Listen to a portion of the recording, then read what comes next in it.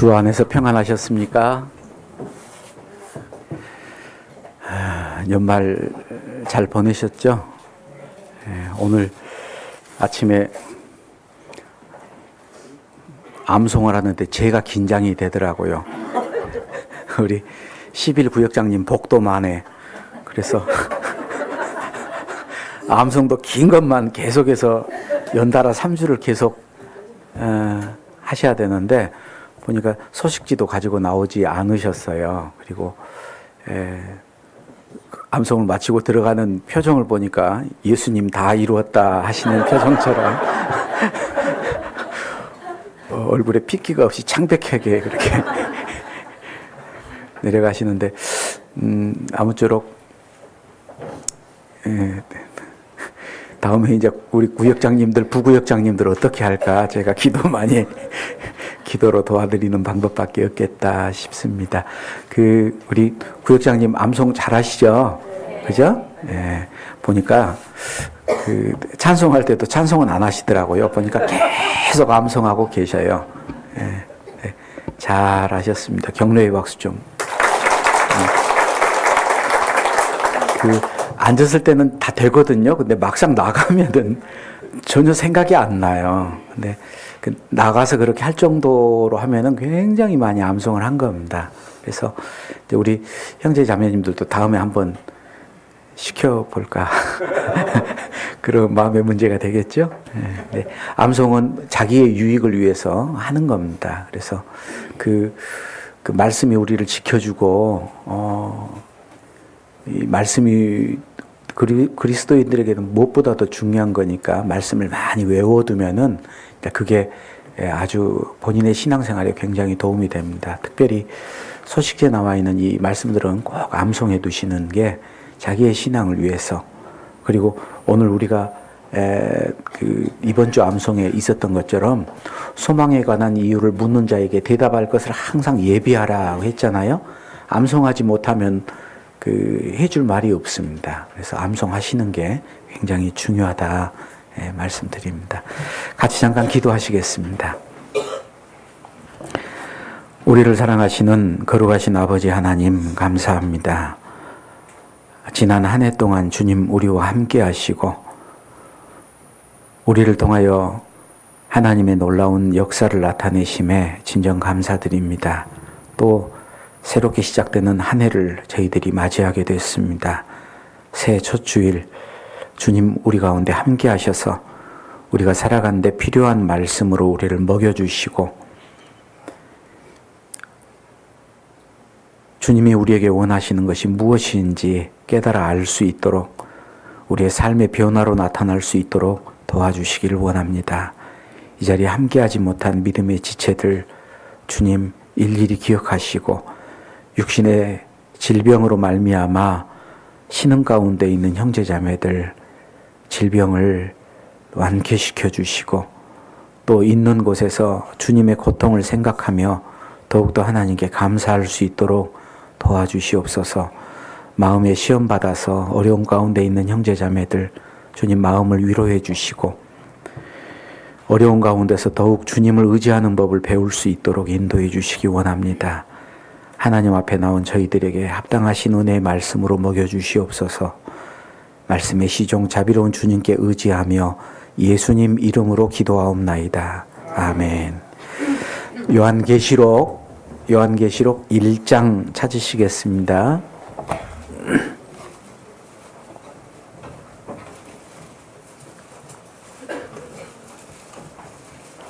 요한계시록 1장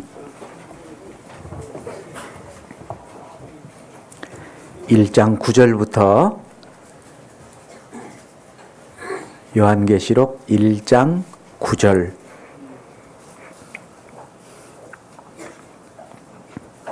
9절부터 11절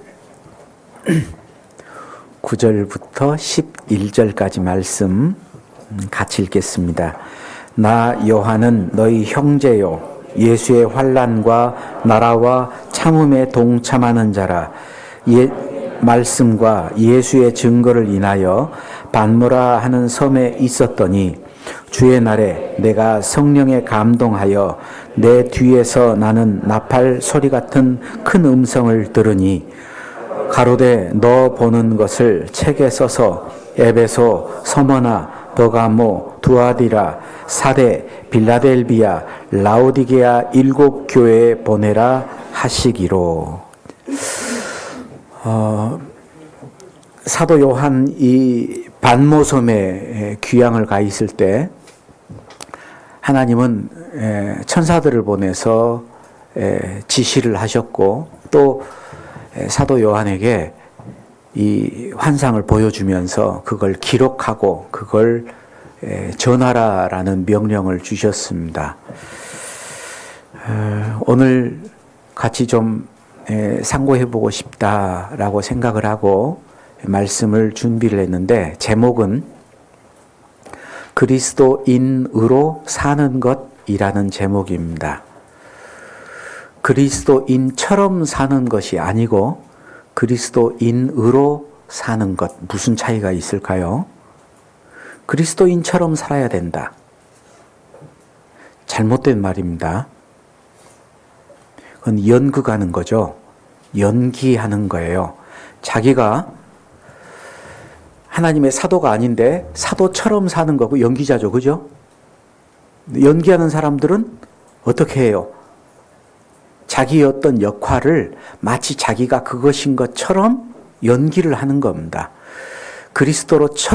그리스도인처럼 사는 것은 실상은 그리스도인이 아닌데 그리스도인의 연기를 하면서 사는 게 그리스도인처럼 사는 거예요. 우리는 어떻게 살아야 됩니까? 그리스도인으로 살아야 되고 그리스도인답게 살아야 돼요. 그것은 그리스도인처럼 사는 것과는 다른 겁니다.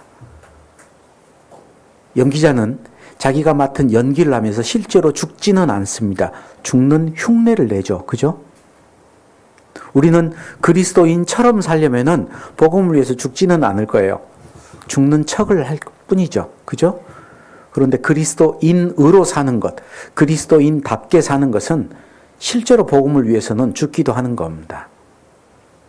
그래서 실제로 그는 그렇게 사는 것과 그런 것처럼 사는 것은 전혀 다른 겁니다.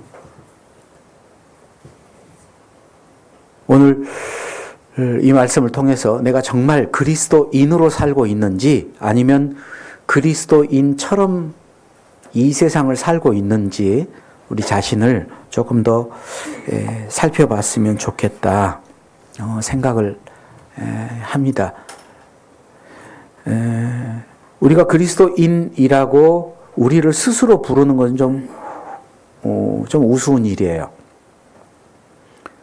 그리스도인이라고 우리가 우리를 부르기보다는 남들이 우리를 불러주는 게 훨씬 좋습니다.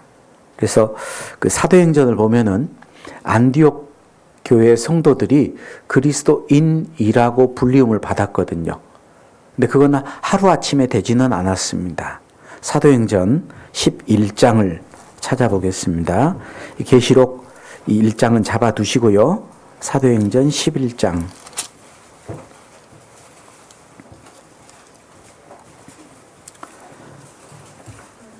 11장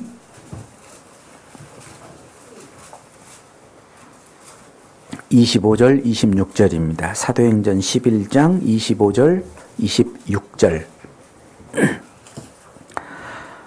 바나바가 사울을 찾으러 다소에 가서 만남에 안디옥에 데리고 와서 둘이 교회에 1년간 모여 있어 큰 무리를 가르쳤고, 그 다음 같이 읽어보죠. 제자들이 안디옥에서 비로소 그리스도인이라 일컬음을 받게 되었더라. 누가 그 제자들을 가리켜서 그리스도인이다 라고 얘기했을까요? 안디옥에 사는 사람들이 그렇게 얘기했겠죠. 근데 여기에 비로소 그리스도인이라 칭함을 받았다. 일컬음을 받았다. 비로소. 그전에는 그리스도인이지만 주변의 사람들에게 그리스도인이라고 일컬음을 받지 못했다가 비로소 그렇게 일컬음을 받았다. 왜 그랬을까요? 그리스도인답게 살았기 때문에, 그리스도인으로 살았기 때문에 사람들이 보고, 야, 저 사람은 정말 그리스도인이다. 요즘 말로 하면 정말 크리스찬이다. 예. 그리스도인처럼 사는 것은 쉽습니다. 주일이면 교회 나가면 사람들이 그리스도인인가 보다 그래요. 예. 그건 교회 다니는 사람들을 가리켜서 말하는 겁니다. 참된 그리스도인은 주일날 교회당 나가는 사람이 참된 그리스도인은 아니에요. 뭐 어떤 사람이 정말 그리스도인일까? 우리가 읽었던 계시록 1장을 다시 한번 돌아가 보죠. 사도 요한에 대한 자기 자신의 소개입니다.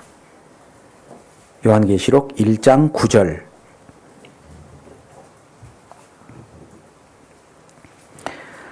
나 요한은 너희 형제요 예수의 환난과 나라와 참음에 동참하는 자라. 여기에 첫 번째, 그리스도인에게 주어지는 호칭이 있습니다. 나 요한은 너희 형제다. 구원받은 그리스도인들에게는 형제라 자매라는 호칭들이 주어지죠. 그래서 세상 사람들하고는 조금 다른 호칭이에요. 그래서 저도 거듭나고 교회에 오니까 세상에서는 사용하지 않는 단어들을 몇 가지 사용을 하더라고요. 형제님, 자매님. 그것도 뭐 나이 더 드신 분한테도 형제님, 나이 어린 형제한테도 형제님, 자매님. 그 북한에서 동무 그러는 것처럼 좀 그 호칭이 조금 이상했어요. 그런데 그게 성경적이라는 것을 알게 됐습니다. 형제다. 어떤 사람들한테 형제라 그래요? 하나님의 자녀로 거듭난 사람에게만 형제, 자매라는 호칭이 붙여지는 겁니다. 그래서 교회 안에, 비록 교회 안에 적을 두고 주일마다 나오지만 거듭나지 않은 그리스도인에게 형제라, 자매라라는 호칭은 우리가 잘 사용하지 않습니다. 어떨 때는 그냥 생략해요. 아이고, 오셨어요. 어떨 때는 선생님, 어떨 때는 사장님. 선생님, 사장님, 대통령님보다 더 좋은 게 형제, 자매님입니다. 정말 귀중한 호칭이에요. 그래서 우리 교회 안에서 늘 형제, 자매라는 단어들을 사용합니다. 우리가 형제, 자매를 사용하려면은 뭐가 먼저 돼야 되냐? 하나님께로 거듭나는 사람이어야만 됩니다. 하나님이 비로소 아버지가 될 수 있는 사람들. 그래서 마태복음에 보면은 마태복음에 땅에 있는 자를 아비라 칭하지 말라. 너희 아버지는 하나이시니 곧 하늘에 계신 자라. 그래서 마태복음 12장에 내 아버지의 뜻대로 하는 자가 형제요 자매니라. 아버지의 뜻은 뭐예요? 아들을 보고 믿는 자마다 영생을 얻는 것. 예수님을 통해서 구원받는 것. 그게 아버지의 뜻이고 그 뜻을 통해서 정말 구원받은 사람들이 형제고 자매라고 얘기를 합니다. 그래서 예수님을 맏아들이라 그러고 그 예수님은 우리에게 뭐라고 부르냐? 형제라고 불러요. 히브리서 2장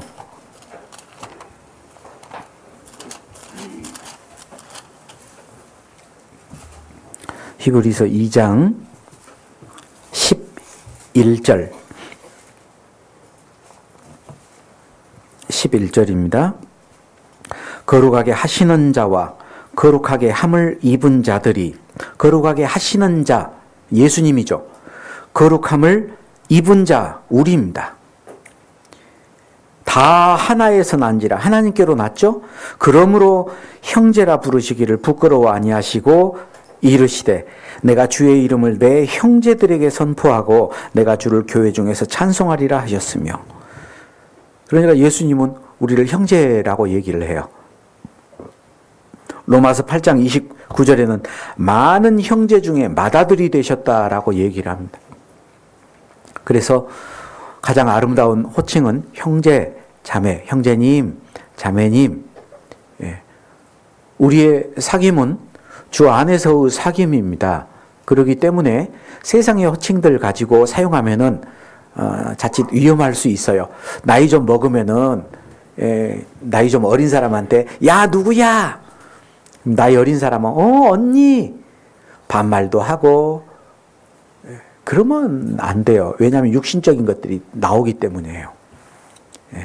성경은 말합니다. 아무도 육신대로 알지 않는다. 이제는 구원받기 전에는 사장님이고 종업원이었어도 구원받고 나면은 주 안에서 똑같은 형제가 됐습니다. 서로 존경해 줘야 돼요. 형제님, 형제님하고 서로 조심하고 서로 나보다 남을 더 낮게 생각하고 서로 겸손해져야 됩니다. 그래야 신앙적인 상처를 입지 않을 수 있어요.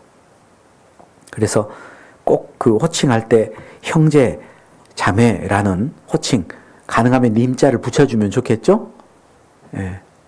그래서 서로 간에 그렇게 존경하는 모습을 가지고 있으면 참 좋겠다. 위대했던 사도 요한도 자기를 가리켜서 나는 너희 형제다라고 얘기를 해요. 저도 지금 말씀을 전할 때는 여기서 목사로 있습니다. 가끔 어떤 분들은 저한테 누구누구 형제님 이렇게 얘기할 때 있어요. 좋은 호칭입니다. 에이 목사님한테 형제라 그래. 목사는 그러면 자매예요? 형제죠. 형제죠. 형제입니다. 제가 누구에게 이렇게 편지를 쓰고 그럴 때는 꼭 제가 밑에다가 김영훈 형제 드림 이렇게 했어요.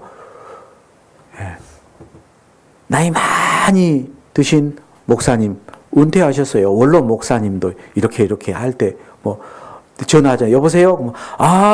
저 누구 형제입니다. 그렇게 전화를 해요. 얼마나 아름다운지 몰라. 정말 아름답습니다. 그래서 그 형제 자매보다 더 아름다운 호칭은 없습니다. 첫 번째, 그리스도인으로 사는 것. 호칭이 중요하다. 무슨 이름으로 사느냐? 형제라는 이름으로, 자매라는 이름으로 우리는 살아가고 있습니다. 그리고 이 신분과 호칭에 걸맞는 주어진 것들이 있는데 계시록 1장 9절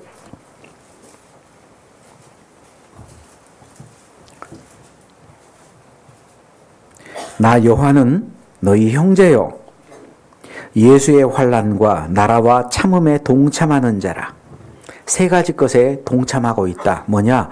예수의 환난, 예수의 나라, 예수의 참음.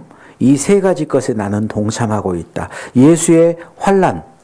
복음을 위해서 십자가를 짊어지는 것을 환난이라고 얘기를 하죠. 고린도후서 4장 한번 보겠습니다. 고린도후서 4장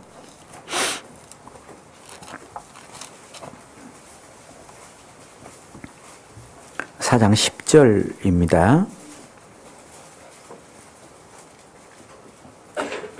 고린도후서 4장 10절부터 12절 같이 읽겠습니다.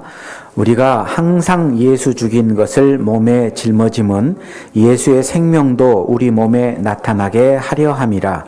우리 산자가 항상 예수를 위하여 죽음에 넘기움은 예수의 생명이 또한 우리 죽을 육체에 나타나게 하려 함이니라. 그런즉 사망은 우리 안에서 역사하고 생명은 너희 안에서 하느니라. 여기서 계속 강조되고 있는 단어가 뭘까? 몇 가지가 있죠? 첫 번째, 항상이라는 단어예요. 10절에 우리가 항상 짊어졌다. 뭐를? 예수 죽인 것을 몸에 짊어졌다. 예수 죽인 것이 뭘까요? 십자가죠. 내가 항상 십자가를 내 몸에 짊어지고 있다. 이유가 뭐냐? 그 다음에 반복되는 게 예수의 생명이라는 단어가 반복이 됩니다. 항상 십자가를 져야 항상 예수의 생명도 나타날 수 있다. 11절, 우리 산자가, 이 산자는 구원받은 그리스도인이죠? 산자가 항상 누구를 위하여 죽음에 넘기우냐? 예수를 위하여 죽음을 넘긴다. 이유가 뭐냐? 예수의 생명이 또한 우리 죽을 육체에 나타나게 하려 함이니라. 항상 그렇게 사시는지 모르겠어요. 이게 뭐냐? 예수의 환난에 참여하는 겁니다. 예수님은 십자가의 죽음을 견뎌냈잖아요. 누구든지 나를 따르거든 자기 십자가를 지고 날마다 나를 좇으라. 항상 좇아야 됩니다. 여러분은 어때요? 항상 좇고 있어요? 가끔은 짊어지고 있다가 힘들면 벗어났다 그래요? 성경은 항상 짊어지라 그래요. 십자가는 취미생활이 아닙니다. 액세서리가 아니에요. 등산하는 사람 등산이 좋아. 네, 날마다 등산 안 가요. 그죠? 항상 산에 살지는 않아요. 등산하면서. 등산 좋다고 올라가지만 어떨 땐 너무 힘들어. 좀 쉬었으면 좋겠어요. 우리가 주님을 위해서 십자가를 지고 살아가는 삶은 며칠은 살다가 며칠은 푹 쉬었다가 그런 게 아니고 성경에 뭐라고 하냐? 항상 그렇게 살아야 된다라는 걸 얘기합니다. 날마다 십자가를 지는 거예요. 그게 거듭난 그리스도인으로 사는 겁니다. 나는 과연 날마다 지고 있는가? 한번 생각해 보시기 바랍니다. 두 번째, 첫째는 예수의 환난, 그리고 예수의 나라에 참여하고 있냐, 동참하고 있느냐. 예수의 나라는 뭐죠? 복음이 전해지는 것입니다. 하나님의 나라는 눈에 보이는 것처럼 눈에 보이게 임하는 것이 아니다. 여기 있다 저기 있다 못한다고 했어요. 하나님의 나라는 너희 안에 있느니라. 그래서 거듭나게 되면은 그 사람 안에 하나님의 나라가 이루어진 겁니다. 복음이 증거되고 마귀에게 붙잡혔던 자가 거듭나게 되면은 하나님의 나라가 그 사람에게 임한 거잖아요. 우리는 복음을 전하는 현장에 항상 있어야 되고 그 일을 위해서 살아야 됩니다. 그래서 구원받은 그리스도인들을 뭐라고 하냐? 너희는 편지다. 너희는 사신이다 라고 얘기를 해요. 성경 고린도후서 3장 한번 찾아보겠습니다. 3장 2절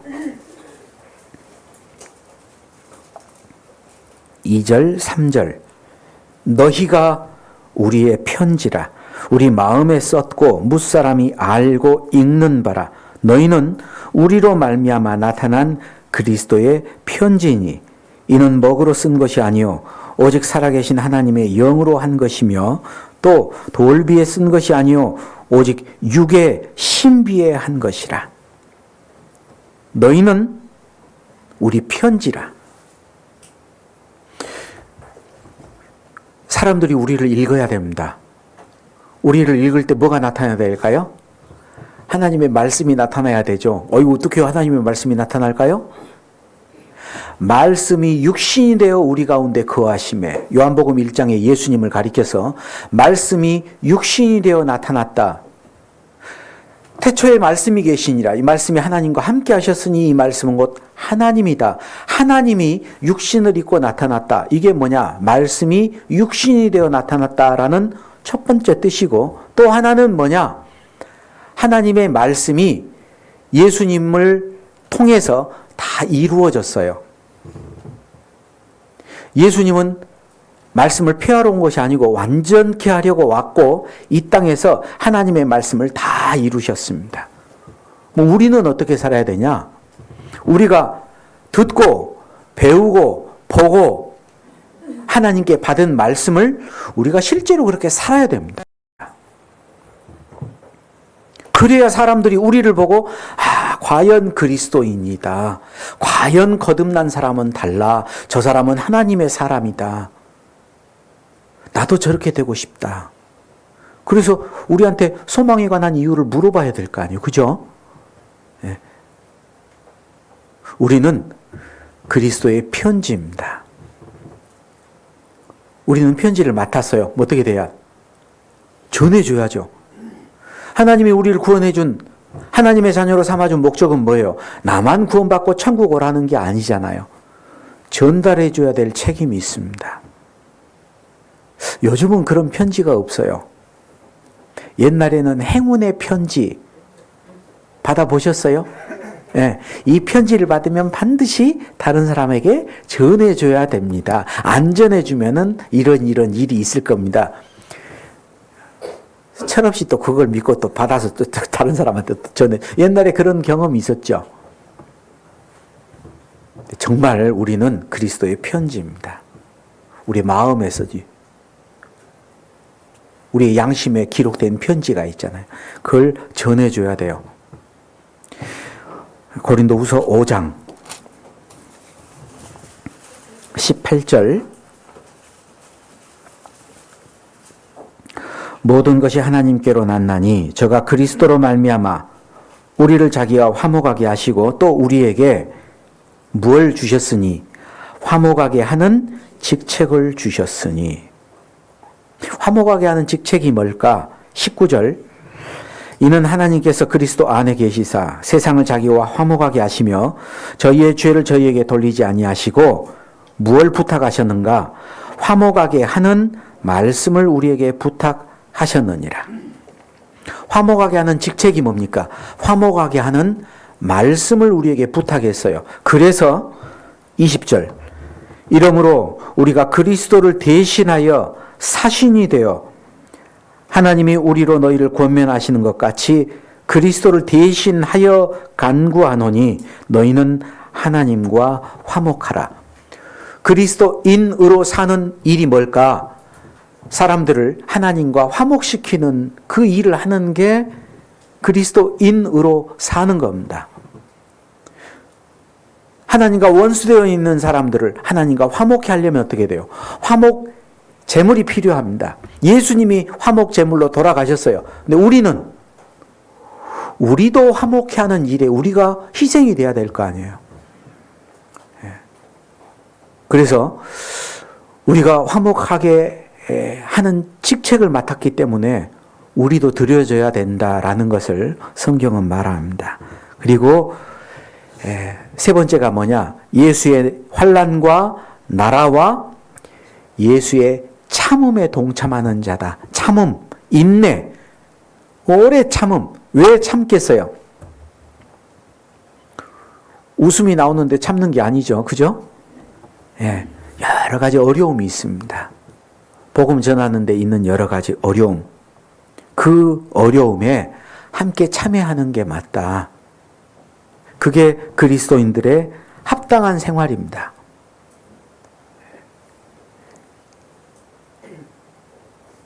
참다. 나는 이제는 못 참아. 그러면 안 되죠. 예. 결혼해가지고 부부간에 살다 보면은 다투는 일도 있고 그러죠. 힘든 일도 있습니다. 참다 나는 이제 못 참아. 그럼 어떻게 해요? 갈라서는 수밖에 없잖아요. 신앙생활은 그렇게 하는 게 아니잖아요. 성경에는 끝까지 마침내 아주 중요한 겁니다. 신앙생활을 잘 하다가 끝에 가가지고 넘어져 버리면 안 되잖아요. 끝까지 하는 게 중요한 겁니다. 신앙생활은 100미 달리기가 아니고 마라톤이에요. 완주해야 됩니다. 끝까지 달려가야 됩니다. 그래서 사도행전에 사도 바울이 간증한 것처럼 내가 달려갈 길을 마치고 믿음을 지켰다. 끝까지 달려가는 게 필요한 겁니다. 신기록 세우려고 애쓰지 마세요. 우리 형제자매님들, 신기록 세우려고 그러면은 지치고 피곤하고 힘들고 끝까지 못 달려가요. 빨리 뛰는 것보다 끝까지 뛰는 게 신앙에서는 더 중요합니다. 그래서 우리가 예수의 참음에 동참해야 됩니다. 길이 참고 인내하여서 결실해야 돼요. 하나님은 능력이 많으신 분인데 왜 한 알의 쌀알을 만들기 위해서 1년이라는 시간을 두실까? 하나님이 원하시면은 뭐 하루 만에라도 당장 1초 만에라도 쌀을 만들 수 있을 건데 그것도 다 우리에게 교훈으로 주신다라고 생각을 해요. 1년을 수고하고 기다려야지 열매를 얻을 수 있습니다.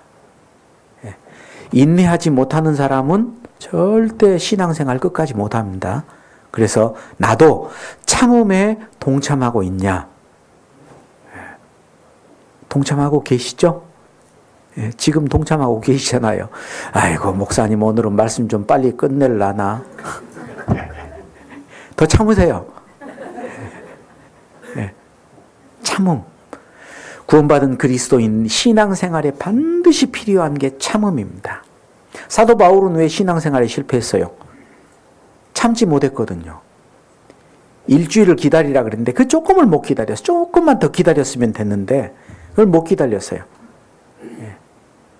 오래 참고 길이 참고 인내하는 게 신앙생활에 너무너무 필요하다. 그래서 특별히 이 사도 요한은 예수의 환난과 나라와 참음에 동참하고 있다라고 얘기를 합니다.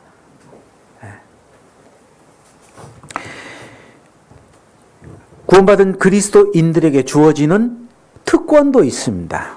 구원받은 그리스도인들에게 주어지는 특권이 뭘까? 골로새서 1장. 골로새서 1장입니다.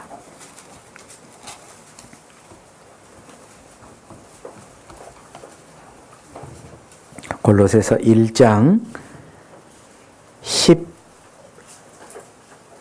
11절부터 읽겠습니다. 11절. 그 영광의 힘을 조차 모든 능력으로 능하게 하시며 기쁨으로 모든 견딤과 오래 참음에 이르게 하시고 우리로 하여금 빛 가운데서 성도의 기업의 부분을 얻기에 합당하게 하신 아버지께 감사하게 하시기를 원하노라. 골로새 교회에 있는 성도들에게 사도 바울 편지를 썼습니다. 그런데도 이제 여기도 나오는 게 모든 견딤과 오래 참음에 이르게 하신다라고 하면서 12절에 성도의 기업의 부분을 얻기에 합당하게 하신 아버지께 감사한다. 성도에게 주시는 기업이 있어요. 아버지의 기업을 아들이 물려받죠? 그죠? 네. 유산으로 물려주잖아요. 아버지가 가지고 있던 기업 다 자녀에게 물려줍니다. 네. 우리는 하나님의 기업을 받을 상속자입니다. 여러분 알고 계셔요? 우리는 하나님이 가지고 있는 모든 것을 우리가 받을 수 있어요. 상속자라고 성경에 돼 있잖아요. 예. 시편 33편. 시편 33편.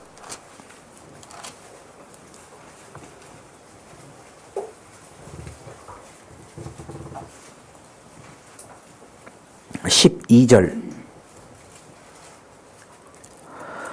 여호와로 자기 하나님을 삼은 나라 곧 하나님의 기업으로 빼신 바 된 백성은 복이 있도다. 여호와로 자기 하나님을 삼은 나라. 대한민국입니까? 구원받은 그리스도인들에게 하는 말이잖아요. 뭐 우리나라 애국가에 하나님이 보호하사 우리나라 만세. 그런데 이거 우리나라 애국가 지기는 잘 지었는데 그 말 하는 건 아니죠. 하나님의 나라, 하나님의 백성, 곧 거듭난 그리스도인은 하나님의 나라를 상속받게 되어 있다. 그래서 에베소서 5장 5절 보면은 너희가 이것을 정녕 알거니와 음행하는 자나 더러운 자나 탐하는 자 곧 우상 숭배자는 그리스도와 하나님의 나라를 기업을 얻지 못할 것이다. 거듭난 그리스도인은 하나님의 상속자입니다. 기업을 받을 거예요. 그리고 우리가 하나님의 자녀가 됐기 때문에 우리에게 주시는 또 다른 특권은 뭐냐? 하나님이 보호해 주십니다. 미국 시민권을 소유한 사람은 미국의 보호를 받습니다. 하나님 나라의 시민권을 소유한 사람은 하나님의 보호를 받습니다. 그래서 하나님이 지켜주셔요. 반드시 지켜주십니다. 요한 1서 5장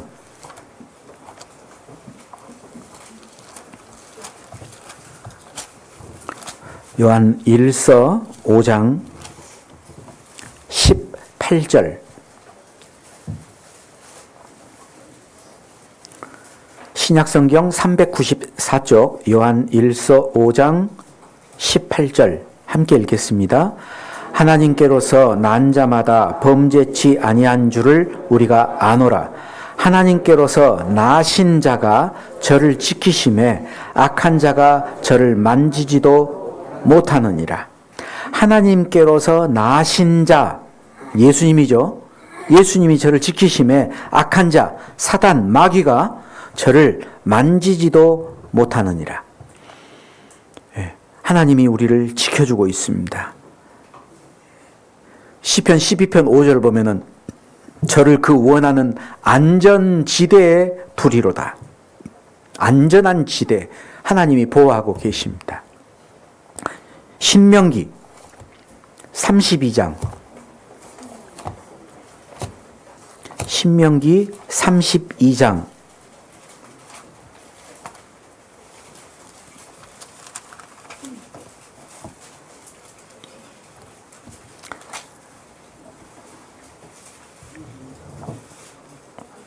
32장 9절 10절 9절 10절 같이 읽겠습니다. 여호와의 분깃은 자기 백성이라 야곱은 그 택하신 기업이로다. 여호와께서 그를 황무지에서 짐승의 부르짖는 광야에서 만나시고 호위하시며 보호하시며 자기 눈동자같이 지키셨도다. 만나시고 어디에서? 황무지에서, 광야에서. 우리가 이 세상을 살아가는 이곳이 바로 황무지고 광야입니다. 여기서 우리를 만나셨어요. 그죠? 그리고 하나님이 우리를 호위하시며 호위하고 있어요. 에스코트 해주는 겁니다. 그리고 보호하시며 그리고 자기 눈동자같이 지키셨다.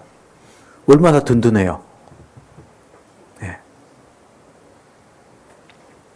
어떤 분, 구원받은 그리스도인은 세상의 법도 잘 지켜야 됩니다. 그죠?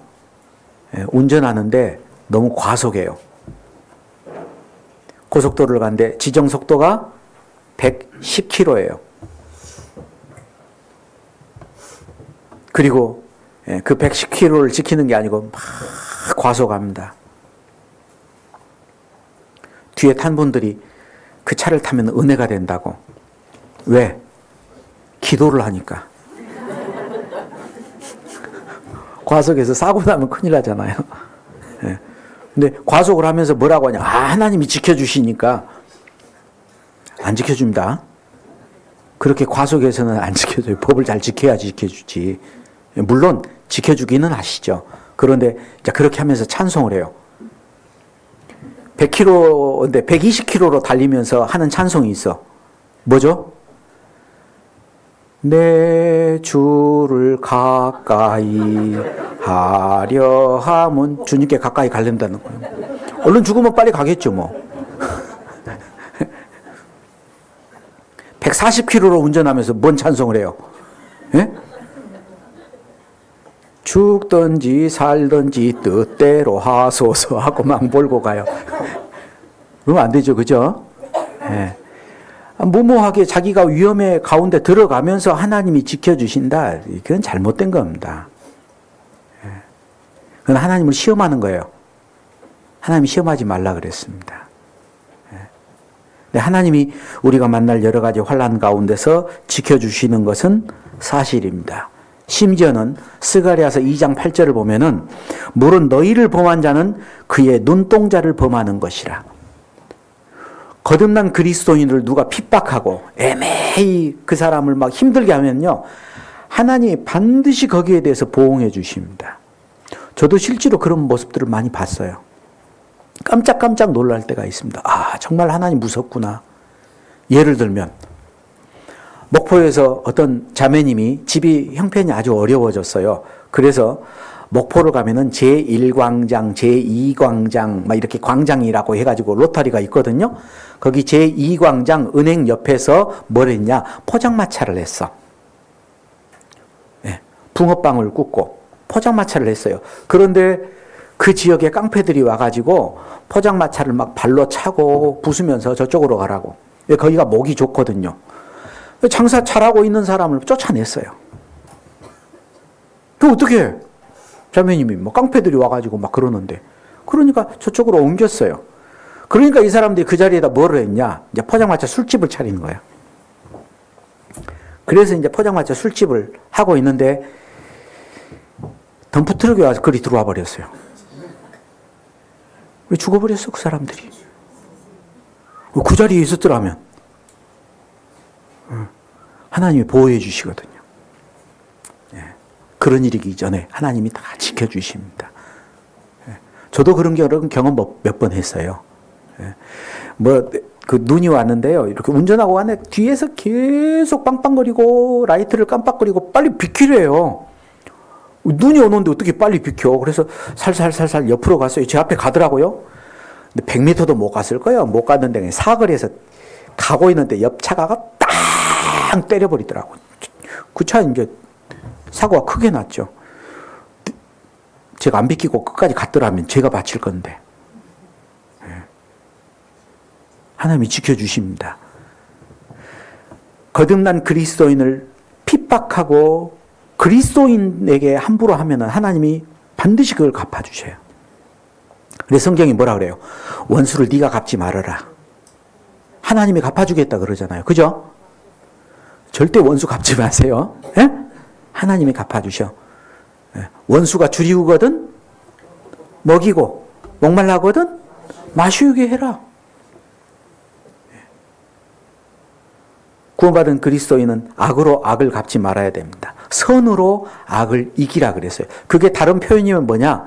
그것이 숯불을 머리 위에 올려주는 것과 같다라고 얘기를 해요. 사람 머리 위에 숯불을 올리면 큰일 나겠죠. 이게 무슨 말이냐? 머리 위에다가 막 숯불을 뜨거워라고 올리는 게 아니고, 옛날에 우리나라도 연탄불이 꺼져버렸어요. 그럼 어떻게 불 빌리러 가죠? 그럼 어떻게 해요? 연탄불 불 붙인 걸 하나 주잖아요. 그죠? 그러니까 옛날 이스라엘 사람들 불이 꺼져버리면 어떻게 하냐? 그 원수라도 불 줘라 이 말이요. 그러면 어때요? 불에 담아가지고 이제 그릇에다 담아가지고 이렇게 갖고 가잖아요. 그렇게 선으로 갚아주면 된다. 그런데 그 사람이 거기에 대해서 계속 악을 행할 때는 어떠냐? 실제로 그 머리에 숯불이 있는 것처럼 그가 이제 하나님께 벌 받을 것이다 라는 내용입니다. 그래서 하나님 우리를 지켜주십니다. 혹시 지금 우리 형제 자매님들 혹시 힘들고 억울한 일 당하고 있어요? 좀 지켜보세요. 조금 지켜보면은 하나님이 거기에 대해서 다 알고 계십니다. 그리고 원수가 잘못되기를 바라는 것은 잘못된 겁니다. 잘 되기를 바라야 돼요. 잘 잘 되기를. 그가 끝까지 하나님 말씀을 거절할 때는 하나님이 벌 주시겠죠. 근데 성경은 뭐라 그래요? 원수가 잘못됐을 때 기뻐하라 그래요? 그러지 마라 그랬습니다. 그 쌤통 시원하다 잘됐다. 그게 잘못된 마음이에요. 그거. 불쌍한 거잖아요. 불쌍히 여겨야 됩니다. 자, 구원받은 그리스도인들은 하나님의 나라를 기업으로 받는다. 또 하나는 뭐냐? 이 땅에 사는 동안에 하나님이 지켜주신다. 보호해 주신다. 그리고 또 하나는 뭐냐? 하나님이 필요한 모든 것을 주셔요. 두 가지 걸 주십니다. 첫 번째, 구원받은 그리스도인이 신앙생활 잘 할 수 있도록 영적인 것을 공급해 주십니다. 약속하셨어요. 성경 에베소서 1장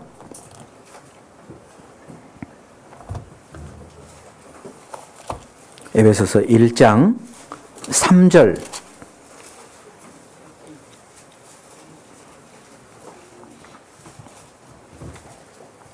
에베소서 1장 3절입니다.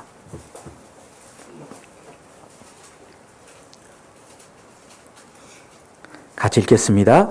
찬송하리로다. 하나님 곧 우리 주 예수 그리스도의 아버지께서 그리스도 안에서 하늘에 속한 모든 신령한 복으로 우리에게 복 주시되. 여기에 모든 신령한 복이다. 신령한 복, 이거 뭐예요? 영적인 겁니다. 지혜가 부족하면 하나님이 지혜 주시겠다고 약속했죠. 그죠? 지혜가 부족하거든 후히 죽어 꾸짖지 않는 하나님께 구하라. 그러면 하나님이 지혜를 줄 것이다.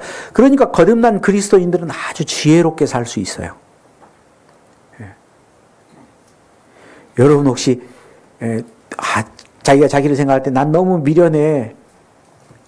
그렇게 생각하는 게 정상이에요. 스스로 지혜롭게 여기지 말라 그랬으니까. 그러면 어떻게 해요?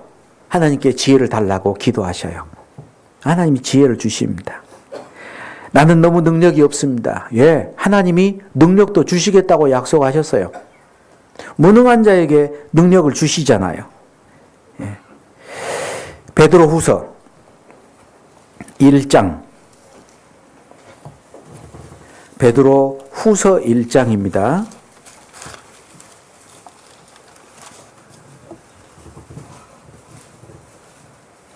베드로후서 1장 3절 또 같이 읽죠.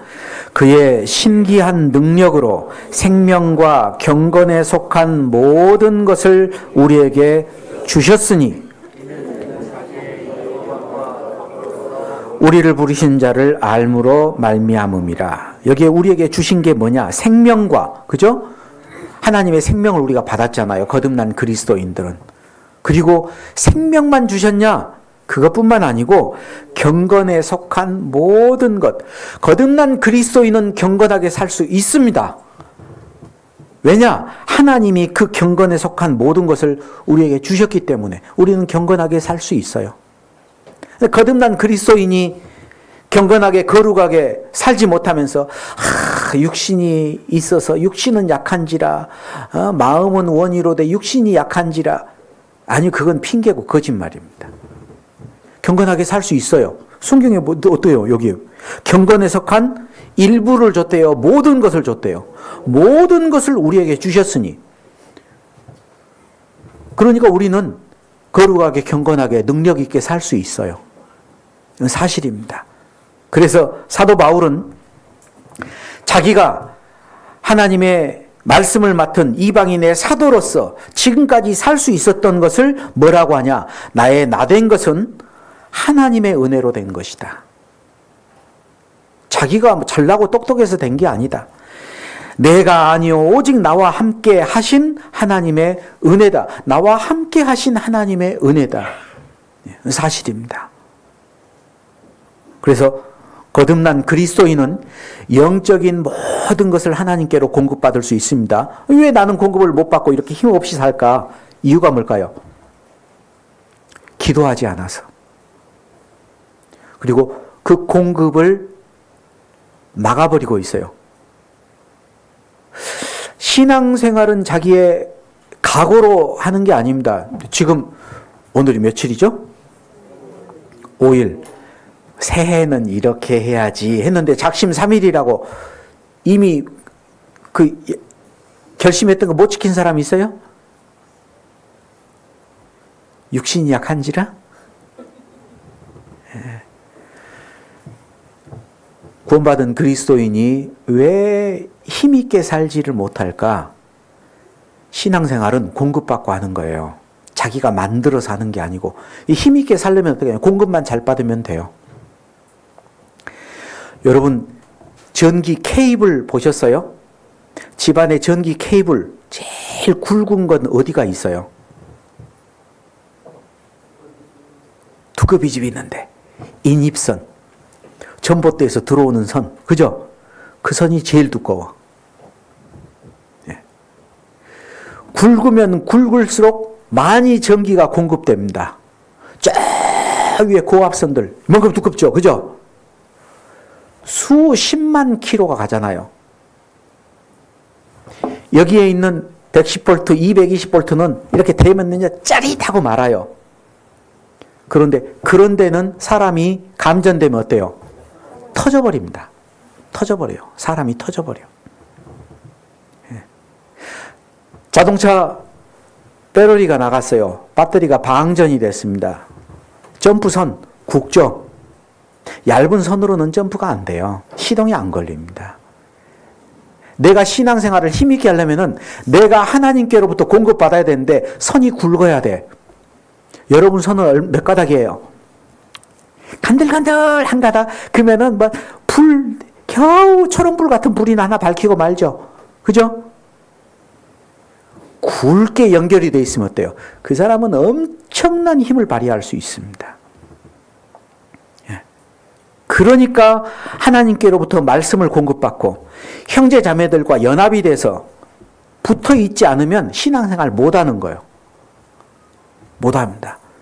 하나님께 붙어 있어야 돼요. 그래야 생존할 수 있어요. 힘있게 살 수 있습니다. 하나님은 영적인 걸 주셔요. 그리고 또 뭘 주셔요? 내가 먹고 살 것도 주셔요. 하나님이 주십니다. 공중에 까마귀를 봐라. 하나님이 먹이지 않느냐. 들에 핀 백합화를 봐라. 솔로몬의 영화도 저 꽃 하나만 못했다. 너희들은 들의 풀보다 까마귀보다 너희들은 더 귀하다. 내가 왜 안 주겠느냐. 주겠다고 약속했습니다. 마태복음 6장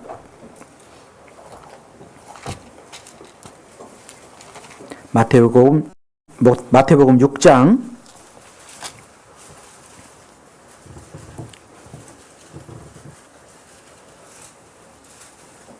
25절.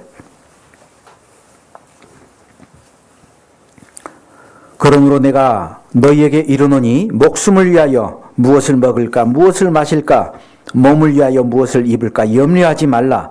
목숨이 음식보다 중하지 아니하며 몸이 의복보다 중하지 아니하냐. 염려하지 말아라.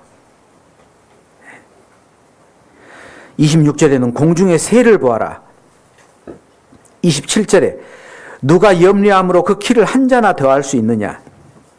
28절에는 들의 백합화가 어떻게 자라는가 생각하여 봐라. 30절 오늘 있다가 내일 아궁이에 던지우는 들풀도 하나님이 이렇게 입히시거늘 하물며 너희일까 보냐. 믿음이 적은 자들아. 그러므로 염려하여 이르기를 무엇을 먹을까 무엇을 마실까 무엇을 입을까 하지 말라. 이는 다 이방인들이 구하는 것이라. 그 다음 같이 읽어보죠. 너희 천부께서 이 모든 것이 너희에게 있어야 할 줄을 아시느니라. 하나님이 알고 계신대요. 그죠? 여러분 경험해 보셨습니까? 하나님이 정말 도와주시는구나. 기가 막히게 도와줘요. 어쩌면 아시는지 꼭 필요한 게 있어. 그런데 내가 주님을 위해서 이걸 희생하고 나니까 이 필요한 게 없어요. 어떻게 할까? 딱 그만큼 하나님이 주시더라고. 네, 딱 주시더라고요.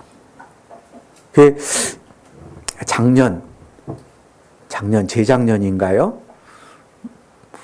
저희 교회에 어떤 형제 자매님이 이사 왔어요. 이사 올 돈이 없대.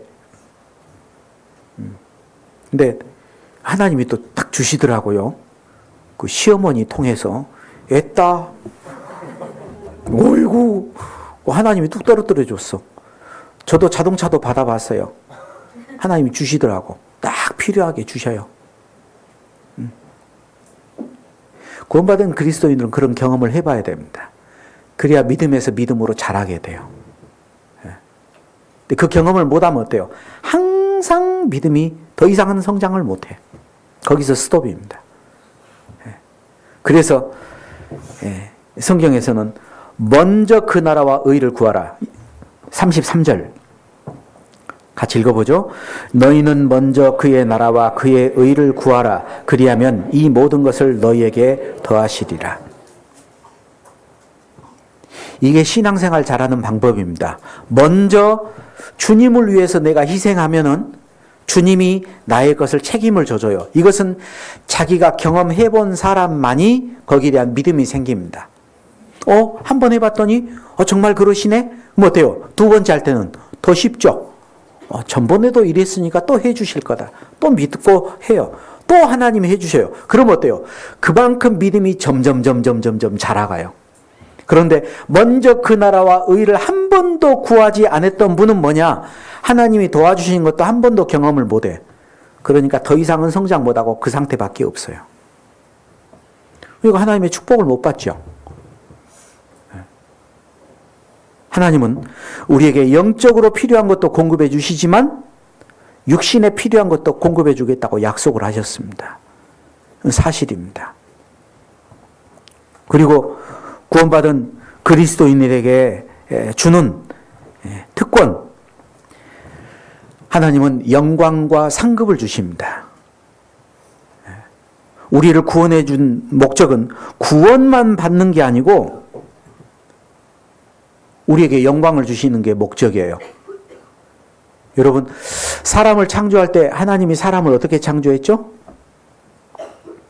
각기 종류대로 창조했습니까? 하나님의 형상을 따라 창조했습니까? 그러죠. 사람은 하나님의 형상대로 지음을 받았는데 왜 사람들이 지옥 가요? 하나님을 믿지 않고 마귀를 믿고 하나님께 순종하지 않고 마귀에게 순종했어요. 하나님의 형상이 없어져 버렸습니다. 근데 거듭난 그리스도인은 다시 재창조가 됐죠? 하나님의 형상을 입었어요. 그래서 하나님은 우리를 하나님처럼 만드는 게 목적이었습니다. 그래서 하나님의 형상대로 지음을 받았고 구원받은 그리스도인에게 하나님의 영광에 똑같이 함께 해주기를 원해요. 그래서 이 땅에서 고난을 받도록 허락한 겁니다. 왜? 그 고난을 받아야지 하나님의 영광에 참여할 수 있기 때문에. 예수님도 고난을 받고 영광에 들어가셨죠. 우리도 고난을 받고 영광에 들어가요. 그래서 만일 그리스도인으로 고난을 받은 즉 부끄러워하지 말고 도리어 그 이름으로 하나님께 영광을 돌리라. 그리스도인으로 사는 것이 또 뭘까? 고난받는 겁니다. 나는 복음을 위해서 고난받는 게 있나? 예, 있어야 됩니다. 그게 그리스도인으로 사는 거예요. 로마서 8장. 로마서 8장.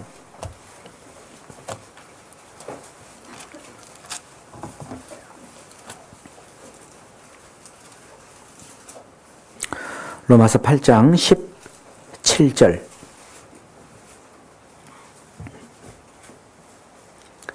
8장 17절 같이 읽겠습니다. 자녀이면 또한 후사 곧 하나님의 후사요 그리스도와 함께한 후사니 우리가 그와 함께 영광을 받기 위하여 고난도 함께 받아야 될 것이니라. 함께라는 단어가 두 번 나오죠. 함께 영광을 받기 위해서는 고난도 함께 받아야 될 것이니라. 하나님은 우리에게 고난을 주는 목적이 뭐냐? 함께 영광을 받기 위해서. 대통령 유세해요. 어떤 사람이 대통령 유세하면은 그 사람만 유세하냐? 옆에 아내도 같이 유세장 나오죠? 그죠? 와가지고 기호 몇 번 찍어주세요. 막 그래. 나중에 그 사람 대통령 되면 어때요? 함께 영광 받잖아요. 함께 했으니까. 우리도 영광을 받기 위해서는 함께 해야 됩니다. 우리를 구원하신, 우리를 창조하신 목적이 뭘까? 함께 하는 게 가장 중요해요. 에베소서 3장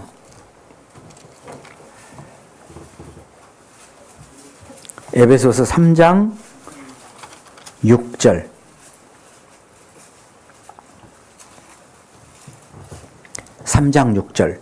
같이 읽겠습니다. 이는 이방인들이 복음으로 말미암아 그리스도 예수 안에서 함께 후사가 되고 함께 지체가 되고 함께 약속에 참여한 자가 됨이라. 함께가 3번 나오죠? 예. 함께 후사가 되고 하나님의 나라를 기업으로 받게 됐어요. 그리고 함께 지체가 되고 예수님은 머리고 우리는 그 몸의 지체가 됐습니다. 한 몸이 됐잖아요. 한 몸. 교회입니다. 그리고 함께 약속에 참여하는 자가 됐다. 부활의 약속에, 영광의 약속에 우리는 다 함께 갈 수 있습니다. 그리고 주님 오실 때 우리는 이제 영원히 함께 있을 거예요. 결혼할 때 혼인 서약 물어보죠. 예. 죽음이 두 사람을 갈라놓을 때까지 함께 하겠느냐? 예. 예. 부부는 함께 하는 게 목적이잖아요. 그죠? 부부는 함께 살아야 돼. 함께. 돈을 못 벌어서 굶으면 같이 굶고. 그죠? 예. 뭐, 정말 장사가 잘 돼서 돈을 벌어가지고 풍족하게 쓸 때는 같이 풍족하게 쓰고. 같이 하는 거잖아요. 자기는 막 쫙 빼입으면서 아내는 막 완전 어디, 예, 파출부처럼 막 입으라고 자기는 빼입으면서 막 자식들은 막 빨가벗겨서 다니고 그런 사람 어디가 있어요? 없죠. 하나님은 우리를 사랑하셨어요. 예. 우리와 함께 하기를 원합니다. 그래서 자기 형상대로 만들었고 우리가 부활될 때는 예수님의 형상으로 부활이 됩니다. 주와 함께 같은 영광으로 들어갈 수 있어요. 구원받은 사람들에게 준 특권입니다.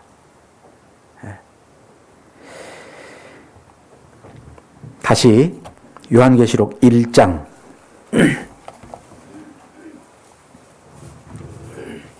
9절. 나 요한은 너희 형제요 예수의 환난과 나라와 참음에 동참하는 자라. 동참.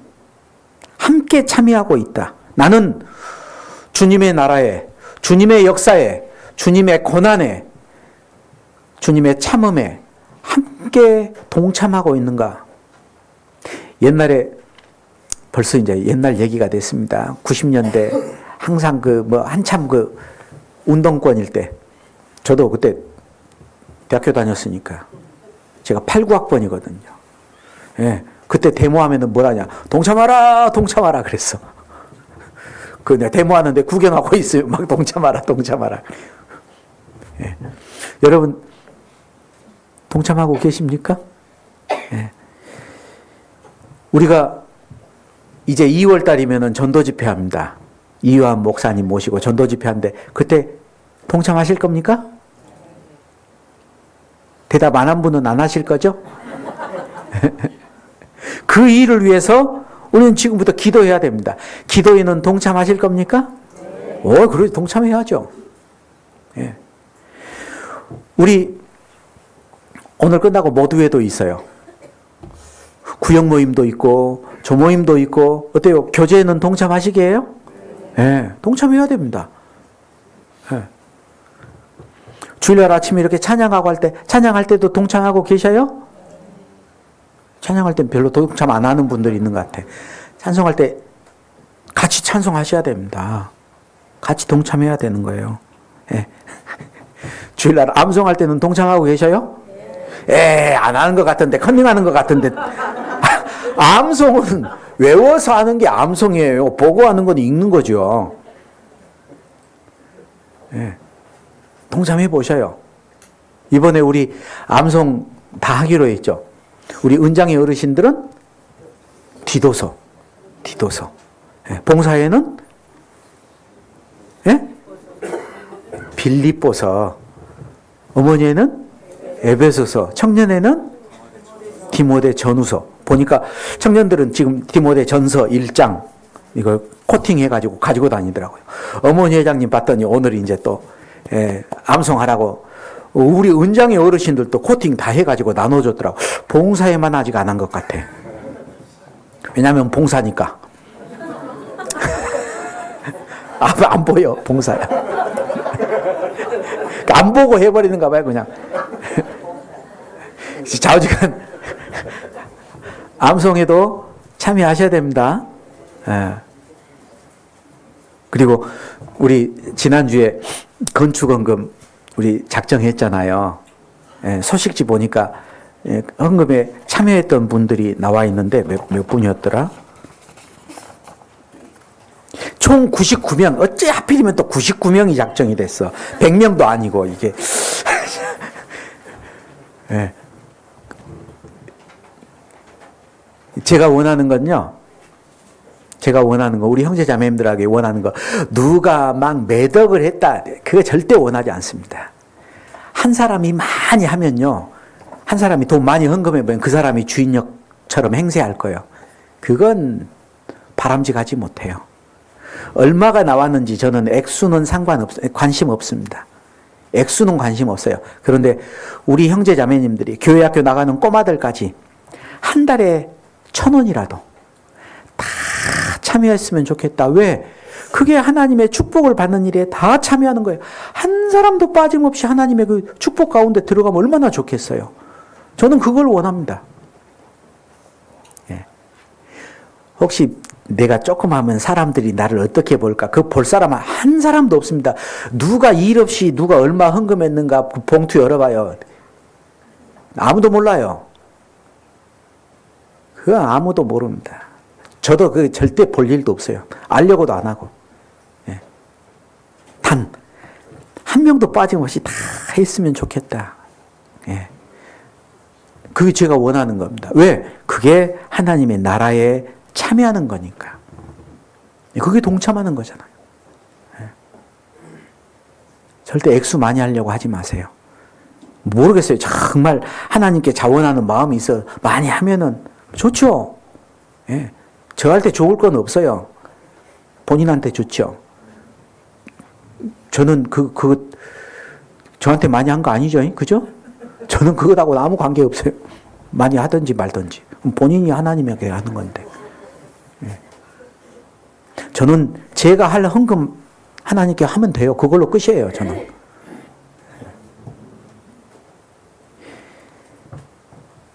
한 분도 뒤처지는 분이 없었으면 참 좋겠습니다. 왜냐하면 그게 하나님께 축복받는 비결이니까. 예. 자, 이제 정리를 한번 해보죠. 그리스도인은 그리스도인처럼 사는 게 아니고 그리스도인으로 살아야 됩니다. 그리스도인답게 살아야 됩니다. 어떻게 하면 그렇게 살 수 있냐? 첫 번째, 말씀으로 살아갑니다.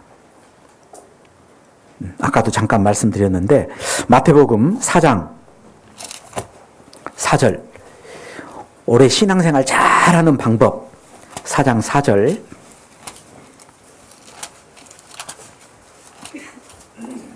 마태복음 4장 4절 같이 읽겠습니다. 예수께서 대답하여 가라사대 기록되었으되 사람이 떡으로만 살 것이 아니요 하나님의 입으로 나오는 모든 말씀으로 살 것이라 하였느니라. 예. 사람이 떡으로만 살 것이 아니요, 떡은 당연히 필요한 겁니다. 입으로 들어가는 음식이 없으면 어떻게 못 살죠. 근데 구원받은 그리스도인은 육신의 양식만 먹어서 사는 것이 아니고 하나님의 입으로 나오는 모든 말씀이 있어야 살아갈 수 있다. 그러니까 말씀을 듣고 말씀을 읽고 말씀을 배워야 됩니다. 말씀을 많이 듣고 배우는 사람은 공급을 많이 받는 사람이니까 힘있게 살 수 있어요. 요즘 새가 밝았는데 성경 많이 읽고 계셔요? 시작하셨습니까? 예? 예. 카톡, 이 직장인 방이랑 직장조 교재방 보니까요, 매일 올라오더라고요. 하도 귀찮아서 제가 그 소리는 꺼놨어요. 카톡, 막 이렇게 올라오니까. 보니까 자매님들이 오늘은 몇 장 읽었습니다. 몇 장 읽었습니다. 계속 올라와요. 제가 지금 지켜보고 있습니다. 그 올라왔던 분들이 올 한 해를 어떻게 사느냐. 반드시 힘있게 삽니다. 말씀을 안 읽으면 힘있게 못 살아요.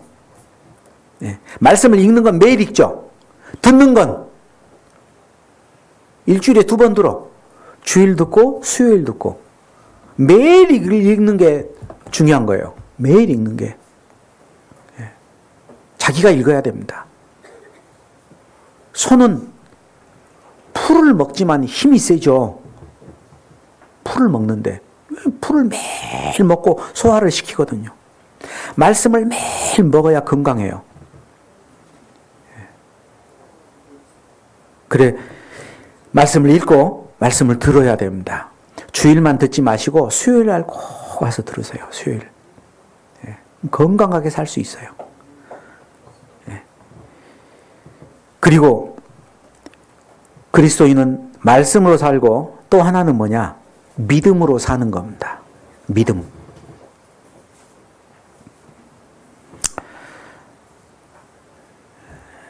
갈라디아서 3장 11절. 갈라디아 3장 11절.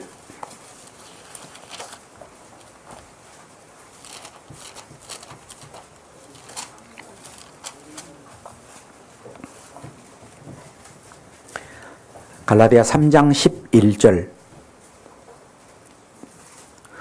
또 하나님 앞에서 아무나 율법으로 말미암아 의롭게 되지 못할 것이 분명하니, 그 다음 같이 읽죠. 이는 의인이 믿음으로 살리라 하였음이니라. 믿음으로 살리라. 의인이 믿음으로 살리라. 똑같은 의인이 믿음으로 살리라라는 성경 말씀이 여기저기 기록이 많이 됐습니다. 근데 그 내용은 전혀 달라요, 뜻이. 여기 갈라디아서 3장 11절에 기록된 이 말씀은 뭐냐? 사람이 율법으로는 절대 하나님 앞에 의롭다함을 얻을 수 없기 때문에 하나님은 믿음으로 구원받는 방법을 하나님은 정하셨다, 그 얘기예요. 그래서 의인은 믿음으로 죽었던 영혼이 살아난다. 믿음의 결국 곧 영혼의 구원을 받은 것이다. 믿음으로 구원받을 수 있다라는 얘기를 지금 말하는 겁니다. 의인은 믿음으로 살 것이다. 예. 우리 착한 행동이 아니고 믿음으로 구원을 받았다라는 걸 성경은 말하고 있습니다. 또 다른 말씀은 뭐냐? 로마서 1장. 로마서 1장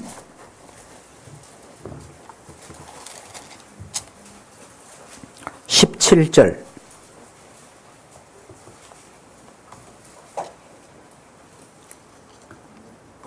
17절 같이 읽습니다. 복음에는 하나님의 의가 나타나서 믿음으로 믿음에 이르게 하나니 기록된 바 오직 의인은 믿음으로 말미암아 살리라 함과 같으니라. 갈라디아서 3장 11절에 있는 똑같은 말씀이 여기는 다르게 설명이 되어 있어요. 갈라디아서 3장 11절에서는 율법으로는 의롭다함을 얻지 못하고 오직 믿음으로 의롭다함을 얻을 수 있다. 그래서 믿음으로 살 것이다. 믿음으로 살아난다라는 얘기고, 여기에서 말하는 건 뭐냐? 성장하는 데는 반드시 믿음이 필요하다. 그 믿음이 있어야 믿음에서 믿음으로 점점 자라갈 수 있다라는 얘기를 합니다. 구원받은 사람은 믿음으로 구원받았고, 구원받은 사람은 믿음이 있어야 믿음에서 믿음으로 점점 자라게 된다라는 거예요. 구원은 자라지 않지만 믿음은 자랍니다. 하나님께 대한 믿음이 있을 때 믿음 위에 믿음을 더해 주셔요. 그래서 믿음이 성장하게 됩니다. 그래서 여기 복음에는 하나님의 의가 나타나서 믿음으로 믿음에 이르게 하나니, 믿음으로 믿음에 이르게 한다. 두 번째 믿음은 뭐예요? 더 큰 믿음이죠. 그 믿음이 있어야 그 더 큰 믿음에 이룰 수 있다라는 얘기예요. 이건 성장하는 믿음입니다. 의인은 오직 믿음으로 말미암아 살리라. 예, 믿음으로 살아가야 됩니다. 그리고 세 번째, 히브리서 10장.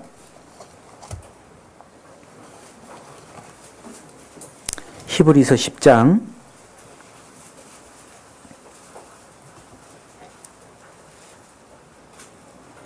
38절.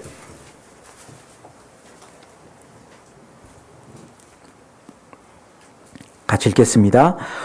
오직 나의 의는 믿음으로 말미암아 살리라. 또한 뒤로 물러가면 내 마음이 저를 기뻐하지 아니하리라 하셨느니라. 이 말씀은 뭐냐? 거듭난 그리스도인은 어떤 환난과 역경 속에서도 뒤로 물러가지 않고 계속 하나님을 의지하고 살아간다라는 내용을 여기서 말하는 거예요. 그래서 39절에 우리는 뒤로 물러가 침륜에 빠질 자가 아니요 오직 영혼을 구원에 이르는 믿음을 가진 자다. 그러니까 뒤로 물러서지 말고 어떤 환난이나 역경이 왔을 때 앞으로 나가라라는 거예요. 그게 뭐예요? 의인은 믿음으로 산다라는 얘기입니다. 예. 그래서 세상을 이기는 게 뭐예요? 우리의 믿음이다라고 얘기를 하죠.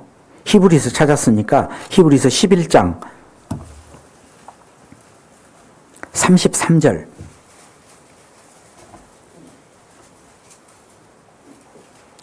저희가 믿음으로 나라들을 이기기도 하며 믿음으로 의를 행하기도 하며 믿음으로 약속을 받기도 하며 믿음으로 사자의 입을 막기도 하며 믿음으로 불의 세력을 멸하기도 하며 믿음으로 칼날을 피하기도 하며 믿음으로 연약한 가운데서 강하게 되기도 하며 믿음으로 전쟁에 용맹되어 이방 사람들의 진을 물리치기도 하며.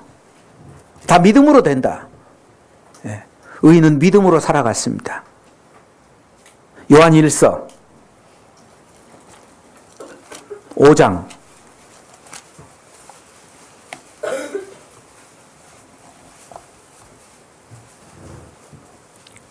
4절 5장 4절 같이 읽겠습니다. 대저 하나님께로서 난 자마다 세상을 이기느니라. 세상을 이긴 이김은 이것이니 우리의 믿음이니라. 뭐로 세상을 이길 수 있다고요? 믿음으로. 마태복음 보면은 믿음에 대한 얘기가 많이 나와요. 실제적으로 예수님 사셨을 때 예수님께 그 믿음에 대해서 칭찬받았던 사람들이 나옵니다. 어떤 사람들이에요? 백부장이 있어요. 한 백부장이 있는데 자기 하인이 중풍병에 걸렸습니다. 예수님께 나오니까 예수님이 뭐라고 하느냐? 내가 가서 고쳐주겠다. 그런데 백부장이 뭐라요? 아이고, 예수님 오신 거 감당할 수 없습니다. 왜냐하면 유대인이 이방인의 집에 들어가면 그 율법을 범하고 문제가 되거든요. 백부장이 그래요. 감당할 수 없습니다. 그저 말씀만 하십시오. 말씀만 해도 나을 겁니다. 세상에 그 당시에 예수님을 그렇게 믿는 사람이 없었거든요. 그때요 예수님이 와서 손을 얹고 안수하고 뭐 그렇게 그럴 필요도 없습니다. 말만 해도 나을 겁니다. 예수님이 그 백부장의 믿음을 기이 여겼어요. 이스라엘에서 이런 믿음 가진 사람 못 봤다. 칭찬받았죠. 근데 한번 생각해 보세요. 그 중풍병자의 믿음이었습니까? 백부장의 믿음이었습니까? 백부장의 믿음으로 그 사람이 병이 나았어요. 지붕을 뜯고 중풍병자들을 달아내렸던 사람들이 있어요. 예수님이 말했습니다. 저희의 믿음을 보시고 중풍병자에게 말하죠. 네 죄사함을 받았느니라. 그 누워있던 환자의 믿음입니까? 그 환자를 데리고 온 사람들의 믿음입니까? 데리고 온 사람의 믿음 때문에 그 사람이 죄사함을 받고 중풍병에서 일어났어요. 한 가나안 여자가 자기의 딸이 귀신이 들렸습니다. 그래서 예수님께 와가지고 내 딸이 흉악히 귀신 들렸나이다. 예수님 뒤따르면서 막 소리 질러요. 예수님이 한마디도 말 안 해요. 하도 시끄럽게 하니까 제자들이 예수님 저 여자가 좀 보내세요. 뭐라고 말 좀 해서 보내세요. 예수님이 말하죠. 뭐라고? 자녀의 떡을 취하여 개들에게 던짐이 마땅치 아니하도다. 너는 이방인 개고 난 유대인들 전도하라. 그 여자가 뭐라 그래요? 뭐라고요? 자존심 내세우지 않았습니다. 올소이다마는 개들도 주인상에서 떨어지는 부스러기를 먹나이다. 나는 개입니다. 나는 개. 개도 좋으니까 우리 딸 부스러기 좀 주십시오. 고쳐주십시오. 예수님이 일부러 그 여자의 믿음을 알고 했던 거예요.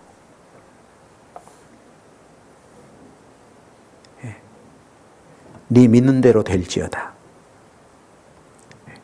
네 믿음이 너를 구원하였느니라.